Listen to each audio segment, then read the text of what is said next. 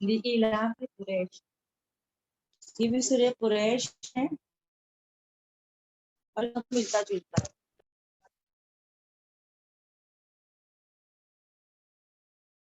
کرتے نماز میں تو ساتھ میں سورہ قریش بھی پڑھا کرتے، دونوں سوروں کو جوڑ کر پڑھا، جیسے سورہ ضحیٰ، سورہ انشراح، ہاں اسی طرح سے یہ ہے نا. اور کبھی کبھی تو لگتا تھا بعض صحابہ کرام کو کہ یہ سورہ ایک ہی سورہ ہے، نہیں سورہ علم، سورہ فیل اور سورہ قریش تو پوری ملا کے ایک ہی سورہ ہے. لیکن جب حضرت عثمان کے مصحف میں دیکھا گیا تو دونوں کے درمیان بسم اللہ لکھی ہوئی ملی ہے نا، اس لیے اس کو الگ الگ سورے کہا جاتا ہے. ہاں ایک کے بعد، اور دونوں کا مضمون بہت ایک دوسرے سے مطلب مل کے کمپلیٹ کرتا ہے. لإلاف قریش، قریش کے مانوس کرنے کے لیے، یعنی قریش کو قریش الاف کہتے ہیں محبت، الفت و محبت معلوم ہے نا. تو قریش سے محبت، قریش کے محبت کرنے کے لیے یا قریش سے الفت کرنے کے لیے، الفت کرنے کے سبب، ایسا بھی ترجمہ ہے. اصل میں اس کا جو ترجمہ ہے آپ کو پہلے سمجھنا پڑے گا، اس کا بھی بیک گراؤنڈ، تب آپ لوگ کو اچھے سے سمجھ میں آئے گا. نبی کریم صلی اللہ علیہ وسلم کے پردادا ہاشم، نام جانتے ہو نا، پردادا چوتھے دادا، عبد المطلب کے والد ہے نا. ہاں جیسے دیکھو قصہ ابن کلاب کے بارے میں آپ لوگ کو کچھ پتا ہے؟ قصہ ابن کلاب پہلے چھوٹے تھے، ان کی ماں بیوہ ہو گئی تھی وہ چھوٹے تھے، انہوں نے دوسری جگہ جا کے مکہ سے دور جا کے انہوں نے دوسری شادی کی. یہ قصہ ابن کلاب کو پتا چلا کہ ان کا اصل مسکن کیا ہے، مکہ.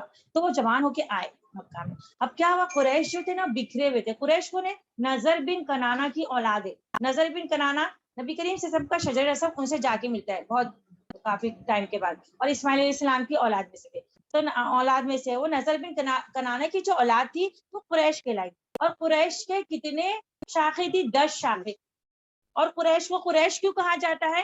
قرش جو ہے نا سمندری جانور کا نام ہے، جو بہت ڈیل ڈول والا ہوتا ہے، بہت بڑا، وہ سب کو کھا لیتا ہے اور کوئی اس کو ذرا بھی کچھ ٹچ نہیں کر سکتا، کوئی اس کو نقصان نہیں پہنچا سکتا. تو طاقت کی نشانی قرش، اس کا اس میں تصغیر کیا ہے؟ قریش.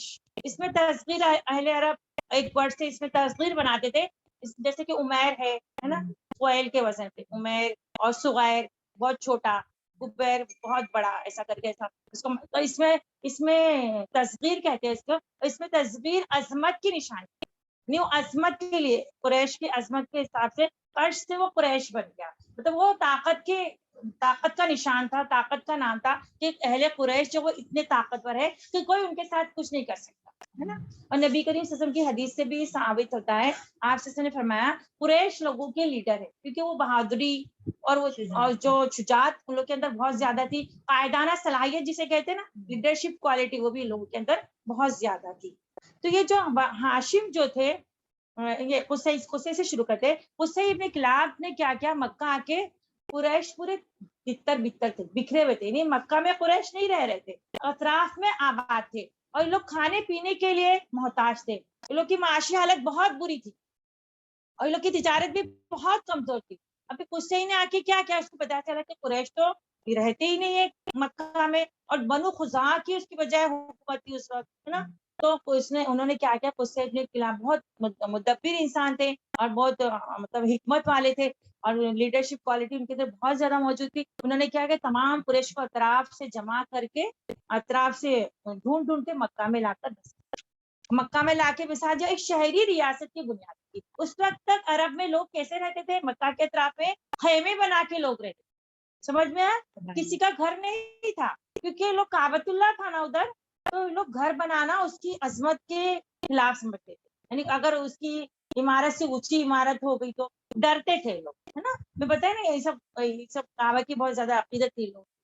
پھر اس کے مطلب پھر کیا ہوا، اس سے ہی آئے، انہوں نے ایک شہری ریاست کی بنیاد رکھی، دار الندوہ، ایک گھر تعمیر کیا، پارلیمنٹ ہاؤس جسے کہا جاتا ہے، اس کی حیثیت اس طرح سے تھی. شادی بیاہ کے فیصلے، جھگڑے کے فیصلے سب اسی میں ہوتے تھے. مطلب جنگ کے لیے نکلنا ہوتا تھا، عالم کس کے ہاتھ میں ہو، سب. تو انہوں نے بہت ساری مطلب ایک شہری نظام قائم کر دیا، سمجھو اس نے آ کے. اور تمام بڑے بڑے عہدے کیا کیے انہوں نے؟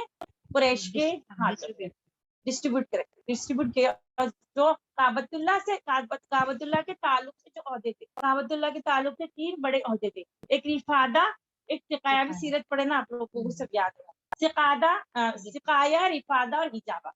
सिकाया का क्या मतलब था? सिकाया साकी से पानी पिलाना, यानी इन लोग उससे नहीं सोचा कि हाजी दूर दराज से आते हैं और उनकी मेहमान नवाजी क्या है, हमारा फर्ज है ना। तो उन्होंने लोग क्या करते थे, साल भर हाजियों के लिए एक हौज तामीर किया जाता, उसमें क्योंकि अरब में पानी तो नहीं था और चाहे जमजम भी पट चुका था, जमजम कहाँ है उन लोग को नहीं पता था। तो इन लोगों ने क्या किया, वो हौज में क्या करते थे लोग, साल भर हाजियों के लिए पानी जमा करते, उसमें खजूर और किशमिश डाल के शीरी बनाते थे। और फिर एक और अहदा था रिफादा, उसका मतलब था कि हाजियों को खाना खिलाने, मतलब हमारी जिम्मेदारी है, हाँ वो क्योंकि मेहमान है हमारे, तो उनको उनके पैसे से खाना नहीं खाने दिया जाएगा, हम उनकी मेहमान नवाजी करेंगे। उस ओहदे का नाम क्या था, रिफादा। उसके लिए क्या करते थे, सालाना टैक्स मुकर्रर होता था, यानी हर कबीला टैक्स देगा और टैक्स से उनको खाना खिलाएगा। और एक था हिजाबा, यानी काबतुल्लाह की चाबी, उसकी साफ सफाई की जिम्मेदारी वो किसके सुपुर्द रहेगी, तो ये एक होता था। ये तीनों बड़े बड़े काबतुल्लाह के ताल्लुक से जो ओहदे थे, उससे ने क्या किए, अपने हाथ। और फिर उससे जब बूढ़े हो गए तो उनके सबसे बड़े बेटे थे अब्दुद्दार और अब्द मनाफ, दो बेटे थे। अब्दुद्दार और भी होंगे लेकिन मुझे शायद मालूम नहीं। अब्दुद्दार के हाथ में वो पौधे आ गए। अभी अब्दुद्दार के बाद उनके बेटों में मुंतकिल हो गए। अभी अब दो बेटे थे ना, अब्दुद्दार अब्द मनाफ। अब्द मनाफ के बेटे में हाशिम, है ना।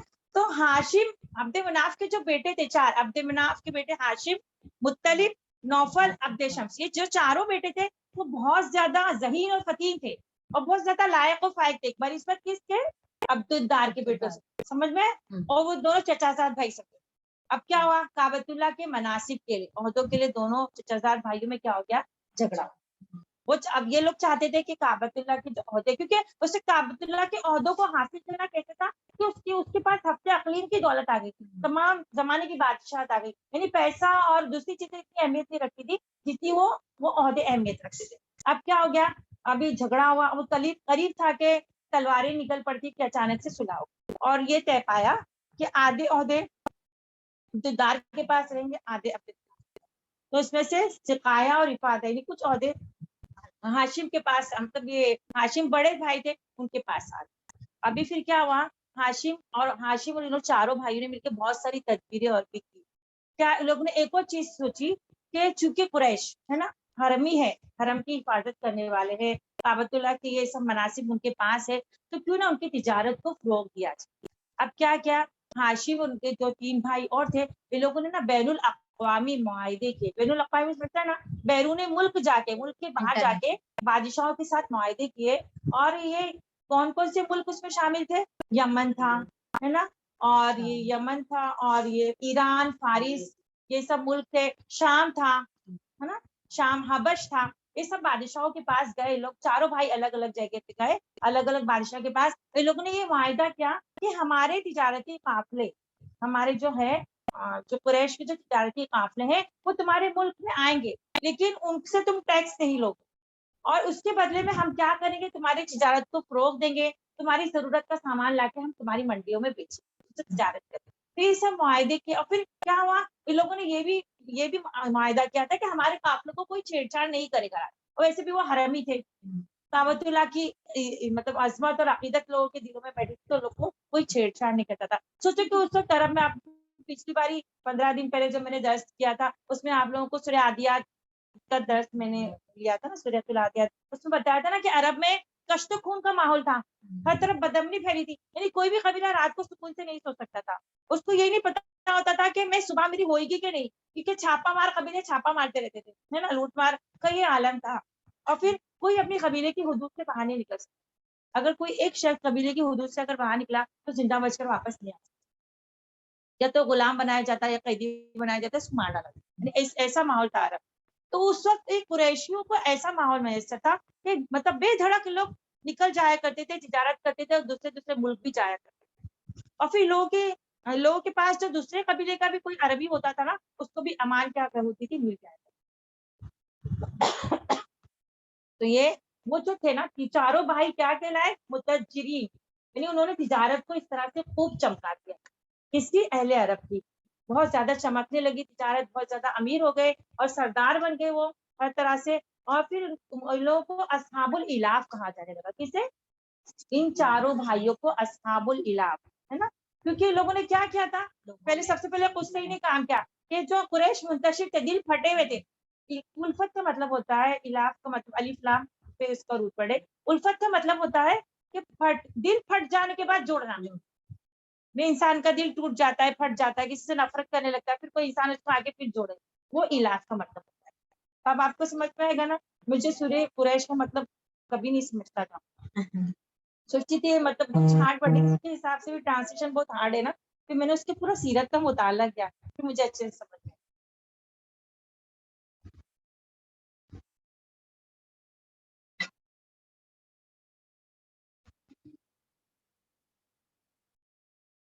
कुरैश के मानूस करने के सबब, हाँ भाई आया समझ में। असहाबुल इलाफ किसे कहा जाने लगा, उन कुसई के औलाद में जो चारों भाई थे उनको, क्योंकि उनकी वजह से क्या हो गया, लोग की तिजारत बहुत ज्यादा चमक। तो अल्लाह ताला इससे भी एक चीज लोग को याद दिला रहा है कि ये सब किसकी वजह से हुआ, क्या मकसद, मतलब सेंटर क्या था, किसकी वजह से लोग को ये मराहत मिली, काबतुल्लाह की वजह से ना। काबतुल्लाह की वजह से कि लोग हरम ही कहलाए, काबतुल्लाह की वजह से उनका एहतराम किया जाने लगा, बादशाह से मुआहदे तो उनकी इज्जत हुई, उनकी बात सुनी गई, उनके काफले बेधड़क सफर करते थे, तिजारत क्या करते थे, उनकी तिजारत खूब चमकी। और लोग कैसे भूखे नंगो आर में मुब्तला थे, कहाँ तो कुरैश के अरब के अतराफ, मक्का के अतराफ में बिखरे हुए थे, भूख खाने पीने के मोहताज थे, है ना। तो अल्लाह ताला वही फरमा रहे कि कुरैश के मानूस करने के सबब, इनको जमा करने के सबब, एक तर्जुमा आप ये भी देखोगे, उनसे कुरैश के मोहब्बत करने के सबब, कुरैश के खुगर होने के सबब ने ऐसा तर्जुमा एक है, इलाफिहिम रिहलत शिताई वसैफ, यानी उनका मानूस होना जाड़े और गर्मी के सफर करते थे, मैंने बताया ना। तो जाड़े के सफर में कहा जा, जाड़े के मौसम में लोग, यानी सर्दी के मौसम में लोग, यमन का जो इलाका है वो गर्म इलाका है, तो सर्दी के मौसम में कहाँ सफर करते थे तिजारत के लिए, यमन की तरफ, और गर्मी के मौसम में शाम की तरफ। शाम और फलस्तीन का इलाका सर्द इलाका है ना। तो उसके आदी हो गए वो, यानी सफर करने के, साल भर में 2 तिजारती काफले मुल्क के बाहर जाते, और सिर्फ 2 बार जाने की वजह से उनकी तिजारत क्या हो जाती थी, खूब चमक जाती, यानी इतना सामान, इतना मालो जर लेके आते कि फिर पूरा साल लोगों से फिर तिजारती मंडियों में लाके बेचते, और अंदरून अरब बेचते, कबीले कबीले जाते, और ये तिजारत से लोगों को बहुत फायदा हासिल होता। फिर अल्लाह ताला क्या फरमा रहे हैं, पर याबुदु रब्बा हादल बैत, बस चाहिए, इसीलिए चाहिए कि वो इस रब की इबादत करें, इस बात की वजह से। तो कोई जो इसमें ली आया है ना शुरू में, ली कुरैश के मानूस करने के लिए, कुरैश के मानूस करने के लिए कोई ली जो आया है लाम सबब का बोलते हैं, यानी कुरैश के मानूस करने के जो मानूस हुए और ये जो सब हुआ, उसकी वजह से आप लोग को क्या करना चाहिए, इस सबब से उनको इस घर के रब की इबादत करनी चाहिए। मतलब ये लोग अल्लाह को नहीं मान रहे थे, रसूल को नहीं मान रहे थे, तो ये सब मराहत तुमको हासिल क्यों हुई, किस वजह से हासिल हुई। फिर इब्राहिम अलैहिस्सलाम की एक दुआ भी मुझे याद आई, वो भी बताते चलो। वो दुआ इब्राहिम अलैहिस्सलाम की बहुत खास है, आप सबको पता होगा कि बीबी हाजरा को इस्माइल अलैहिस्सलाम को जब बसाया था मक्का के बेआबो गया वादी में, तो क्या उन्होंने पीछे थोड़ा सा हट गए थे, छोड़ दिया था, फिर थोड़ा आगे बढ़ के उन्होंने दुआ फरमाई, मांगी थी ना अल्लाह ताला से, ए मेरे रब, मैंने अपने अहल के कुछ हिस्से को तेरे मोहतरम घर के पास बसाया है, वादी गए जरा किसे कहते हैं ना, कुछ उगता नहीं है, ताकि वो नमाज कायम करे, है ना। बस तू लोगों के दिलों को उनका मुश्ताक बनाए, लोगों के दिल उनकी तरफ खींचते चले आए। हमारा दिल कैसे खींचता है, मक्का मदीना जाने के लिए सबका दिल खींचता है ना, जाने के लिए। लोगों के दिलों को उनका मुश्ताक बना, और क्या उनको हर तरह के फलों का रिस्क था। अभी देखो बेआबो गया वादी, कुछ खेती बाड़ी नहीं होती उस समय में, लेकिन सबसे अच्छी चीज वहां पे पहुंच जाती है। हमको हापुस आम खाने यहाँ पे बाद में मिलेगा, इतना महंगा क्यों हो जाता है, पहले तो उधर ही चली जाता है, हर अच्छी चीज वहां पे चले जाती है। तो अल्लाह ताला ने कैसे इब्राहिम अलैहिस्सलाम की दुआ को कबूलियत का दर्जा दिया, तो कैसे लोगों को खिलाया, है ना। कितनी बड़ी इसमें चीज है ना। तो अल्लाह ताला फरमा रहा है ये सब किसकी वजह से हुआ, काबतुल्लाह के एहतराम की वजह से हुआ, और इब्राहिम अलैहिस्सलाम की दुआ की वजह से हुआ, कि हर चीज तुमको वहां पे अच्छे से मिल जाती है। अभी देखो हम हज करने जाते, अभी मैं तो नहीं गई, अभी आप लोगों में से कोई गया होगा तो उमरा करने गया होगा, लेकिन वो कितना साइलेंट जोन है, अगर देखा जाए तो कोई टेंशन नहीं, टेंशन फ्री जोन भी कहा जा सकता है उसको, कि वहां पे ना कोई किसी को मार सकता है, कोई लड़ाई झगड़ा हो सकता है ना, हमको अपने खाने पीने की फिक्र होती है, सब कुछ वहां पे मैसर हो जाता है बगैर टेंशन के। हम अपने घर में टेंशन में रहते हैं कि अब ये करना है वो करना है, लेकिन वहां पे फ्री, टेंशन फ्री होकर इंसान सब कुछ करता है। और वहां पे देखो मतलब एहतराम और अदब कितना, कि हम कोई जानवर को, कोई किसी चीज को मार भी नहीं सकते, ना लड़ाई झगड़ा कर सकते, ना हम किसी भी फिरेंगे तो कोई हमें कुछ कहेगा। हम यहाँ पर कोई किसी भी तरह से कुछ अजीब अंदाज से फिरेंगे तो हमको ये टेंशन होगा कि لوگ ہمیں یہ کہیں گے وہ کہیں گے, ہم کو ذرا لوگوں کے حساب سے رہنا ہے, لیکن وہاں پہ نہیں ایسا کچھ کسی کے دل میں خیال آتا ہے نا. تو یہ سب کیا ہے, اللہ کے گھر کی حرمت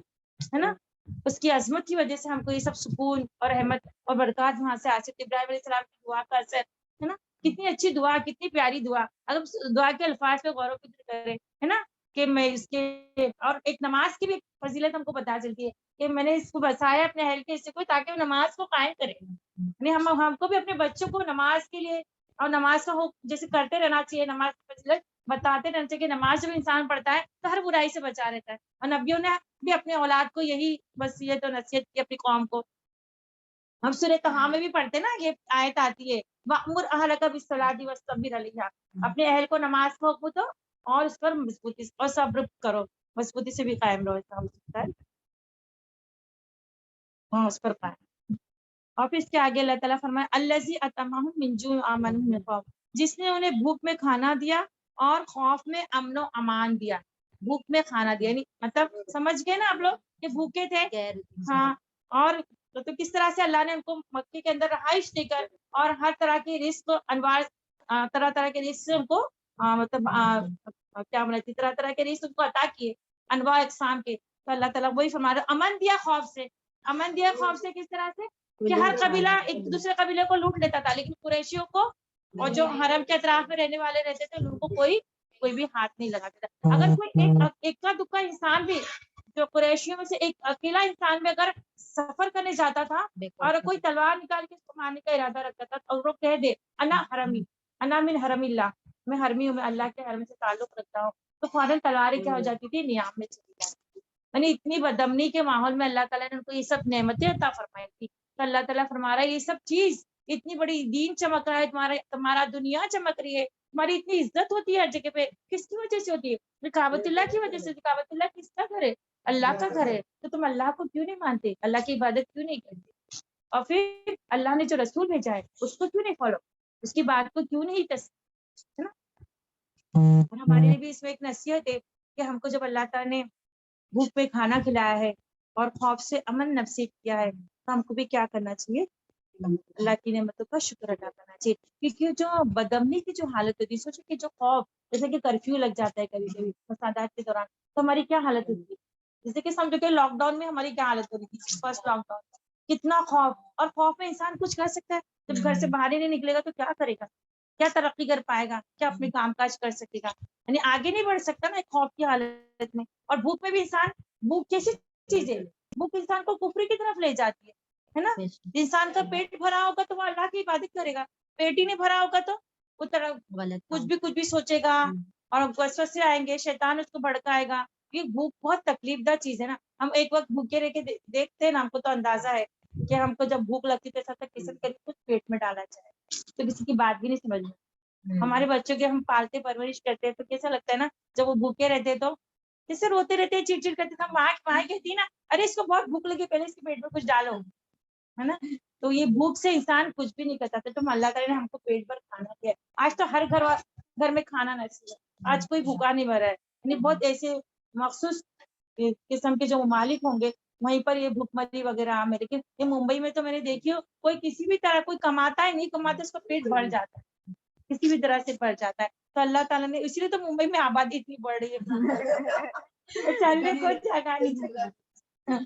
تو وہی ہے کہ اللہ تعالیٰ نے بھوک میں, تو ہم کو بھی اللہ تعالیٰ کی نعمتوں کا بہت زیادہ شکر ادا کرنا چاہیے. ابھی دیکھو خوف کی حالت نہیں ہے تو ہم آئے یہاں پر آ کے بیٹھے, اللہ کی باتیں سن رہے ہیں, ہے نا. اور دیکھو ایک انسان کا گھر سے باہر نکلنا کتنا معنی رکھتا ہے نا, کہ یہ چیز انسان گھر میں بیٹھ کے کتنا پاگل جیسا ہو جاتا ہے, جب ہم کو باہر نکلنے ملتا ہے تو کتنا فریش ہم فیل کرتے ہیں, کتنا سکون لگتا ہے ہم کو. دیکھو تو یہ سب اللہ کی نعمتیں, اللہ تعالیٰ ہم سے بھی اپنی عبادت کروائے, اپنے گھر کی عبادت. ہم تو اس کے گھر کو نہیں دیکھ پا رہے, لیکن ہم اللہ کو تو ہمیشہ ہر جگہ پہ دیکھ پا رہے ہیں. اپنی عبادت کروائے اللہ تعالیٰ, ہم کو یہ سورہ اچھے سے سمجھا دے اور ہم کو اس پر عمل کرنے کی توفیق نصیب فرمائے. سبحانک اللہم وبحمدک, نشہد ان لا الہ الا انت, نستغفرک ونتوب الیک.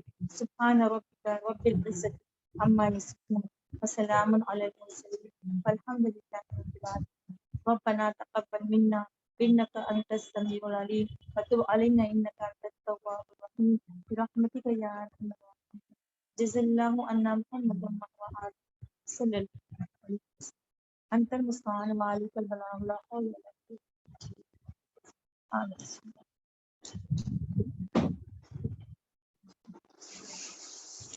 بارش ہوئی ہے نا زور و شور سے. دعا مانگو دعا